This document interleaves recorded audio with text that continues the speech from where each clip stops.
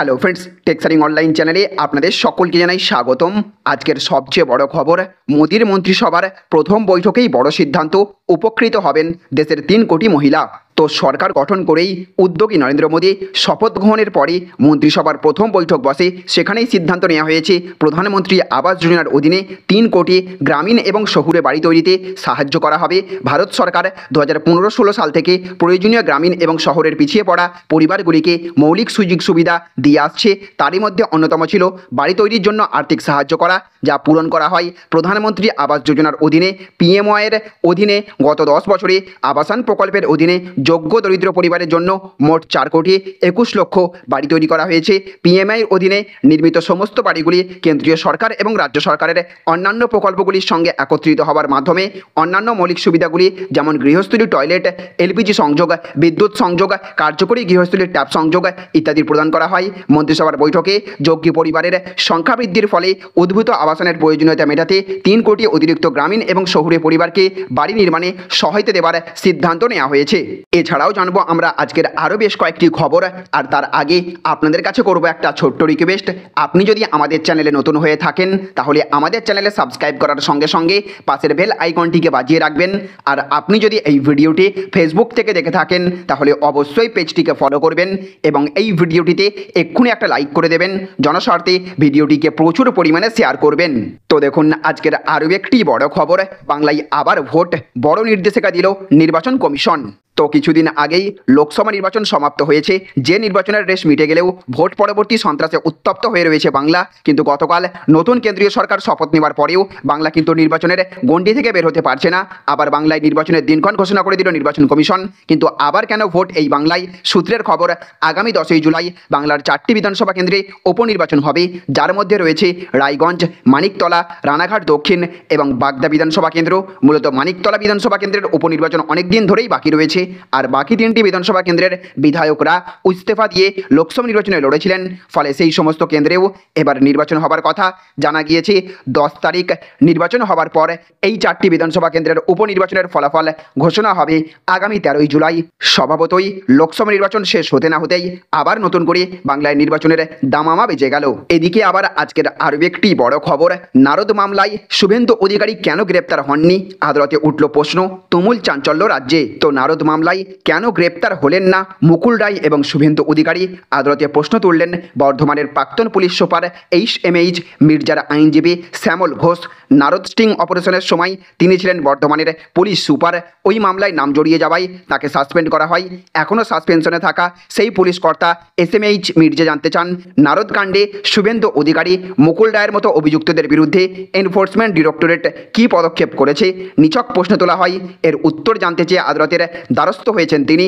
নারদ মামলায় শোভন চট্টোপাধ্যায়, মদন মিত্র, ফিরহাদ হাকিম এবং এইচ মির্জার বিরুদ্ধেও অভিযোগ উঠেছে।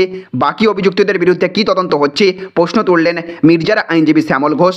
এরপরই বিচারক ইডিকে প্রশ্ন করেন বাকিদের বিরুদ্ধে কী তদন্ত এগোচ্ছে। মির্জা আদালতে বলেছেন, মুকুল রায়ের অভিযোগের ভিত্তিতে আমি অভিযুক্ত, তাহলে মুকুল রায়ের বিরুদ্ধে কী তদন্ত হচ্ছে? বাকি অভিযুক্তদের বিরুদ্ধে কী তদন্ত হচ্ছে কেউ জানে না। এতে আমরা ভুক্তভোগী হচ্ছে। মির্জার প্রশ্ন, কেন মূল অভিযুক্তকে গ্রেপ্তার করা হলো না? আমি 56 দিন জেল খাটলাম। এই মামলার পরবর্তী শুনানি আগামী 28শে আগস্ট। তো দেখুন আজকের আরও একটি বড় খবর, ফের স্বরাষ্ট্রমন্ত্রী অমিত শাহ, রেল পেলেন না নীতিশ, নতুন সরকারে কোন পদে কে জানুন। তো জল্পনা ছিল প্রধানমন্ত্রী নাকি বেশ কিছু পোর্টফোলিওই অদল বদল করতে চাইছেন। নিজ বাসভবনে মোদি 3.0 প্রথম বৈঠকে এই নিয়ে বড় সিদ্ধান্ত হতে চলেছে। কিন্তু শেষ পর্যন্ত দেখা গেল বড়সড় বদল করা হলো না। মন্ত্রী সবাই, বিশেষ করে বিগ 4 রইল অপরিবর্তিত, অর্থাৎ স্বরাষ্ট্র অমিত শাহ, প্রতিরক্ষা রাজনাথের, অর্থ নির্মলারই রইল, রেলমন্ত্রী রইলেন অশ্বিনী বৈষ্ণবের, সড়ক এবং পরিবহন মন্ত্রক নীতিন গডকরি, বিদেশ মন্ত্রী এস জয়শঙ্কর এবং এক সর্বভারতীয় সংবাদ মাধ্যমের সূত্রে এমনই দাবি করা হয়েছে।